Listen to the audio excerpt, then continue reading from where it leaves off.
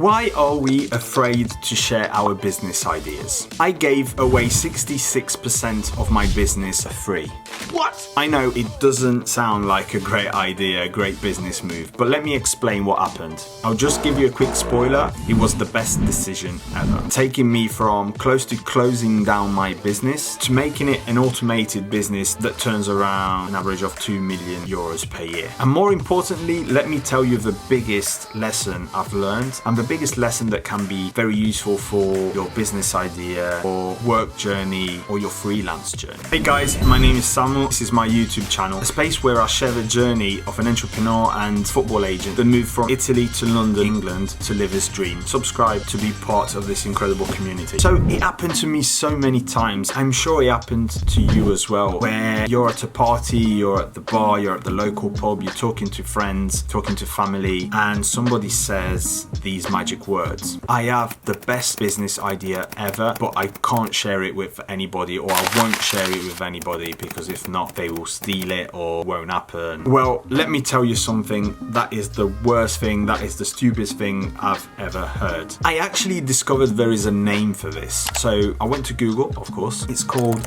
fear of being one-upped. It says sharing ideas can kick off feelings of competition if people start to change your idea and suggest improvements. It's absolutely natural to feel ownership over an idea. Just stay mindful of how often this fear keeps you from sharing or stepping up as the lead to execute it. I want to highlight that last part. Your idea is worth zero. It can be the best idea ever, but it means zero. The value is zero until you execute on it. Brown is when you say, I've got such a big idea, I'm gonna patent it. I literally am on to the next thing. I'm not sitting on something. I'm just executing ahead. I'm just executing so fast because I don't overthink a lot of these things that you guys are talking about, which lets me go fast. Okay, Samu, okay, but it's easy for you to say when the idea is not yours, when the idea is somebody else's. No, it's not easy only when it's somebody else's idea, and I'll demonstrate why. I was in that exact situation. So I've opened Traslo in 2011. I kept on trying to grow it. I kept on struggling as every new business with no funding and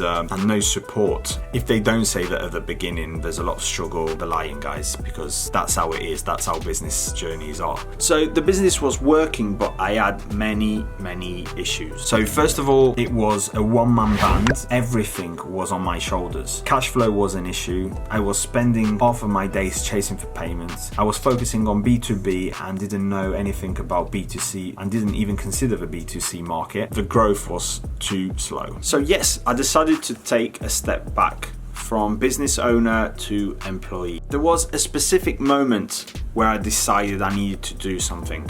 It was 2014, we just moved to London, and after 3-4 months that we were in London, we wanted to go down to see friends and family because it was the first time we actually moved country. And as we got to the airport and we had the car rental booked for us, I went to pay with the card got declined. I couldn't get the car, I couldn't pay for the car. And the business was doing well. I couldn't pay with the personal cards because we invested everything in the business. It was also a business trip because I was taking things back to London. The card got declined. The business was doing well, but I was chasing money. Clients used to owe me money. I just didn't know the importance of cash flow at that time. Everything was new. The bills in London were so high. Me and Marika, we were struggling. We had no money. I was there in Sardinia that I couldn't get my car. Luckily, I made a lot of friends during my time in Sardinia, and one of them luckily was at the airport. We ended up using his credit card and we paid him with a transfer directly, and I got the car. And I remember in the car, the trip from the airport to my hometown, I kept on saying to Mari, things need to change. I need to, once I get back to London, I'll do things differently with my company. I need to make things right. So I promised that to myself, and as soon as I landed back in London after a week, I decided to take a step back. I decided to start looking for a job because my company, the idea was great, but there were so many bricks. I call them bricks. There were so many bricks missing that it wasn't working at that time. Not only sharing my idea with somebody, but it also meant taking a step back, going from being a business owner to being employed. And because I wanted my business to stay alive so bad, what I did was I first found a job in the same industry. I wanted to learn more, and I wanted to learn from people that made it. I got a job, and once I got the job, instead of closing Traslo down, because that was the only thing I could do, I offered 66% of my company to the owners of this company where I was going to work. Now, this was crazy. Everybody said like, what you're doing, you're crazy. Instead of going forwards, you're going backwards. And to be honest, this is not something that everybody should do. This is not something that can always work. It actually could have gone terribly wrong. But this is why I wanted to share this story. This is why this has been so important for my company, for my business, for my journey,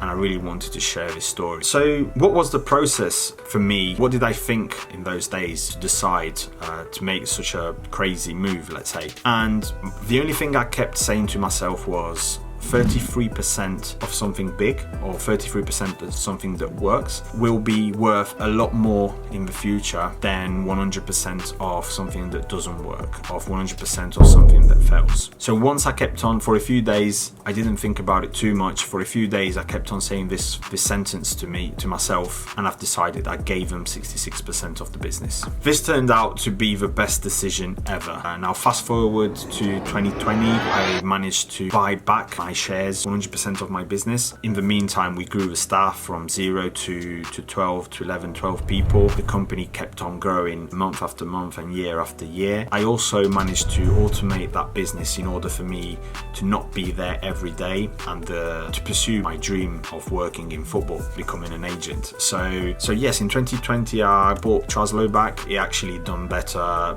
year after year, and we are now close to turning over 2 million a year. Again, 12 people are working now in Traslo, and it's not only about the money, or it's just that the business is automated, the service is really good, and the reviews are incredible. The way people talk about Traslo and pass on the contacts, the word of mouth around the service that we give. So this is something that I'm really proud of, together with my team, of course, because this would have not been possible without my team. But the main lesson, so it's an invite to share more, to share your journey with people, to do something, to take action in order to make things, to create things, and to take action on those ideas. I hope this video will be useful. If you got to this stage, thank you for staying with me. Subscribe, please leave a comment, a like, let me know any questions about the process, the business, or anything else, and I'll see you in the next episode. Let's go.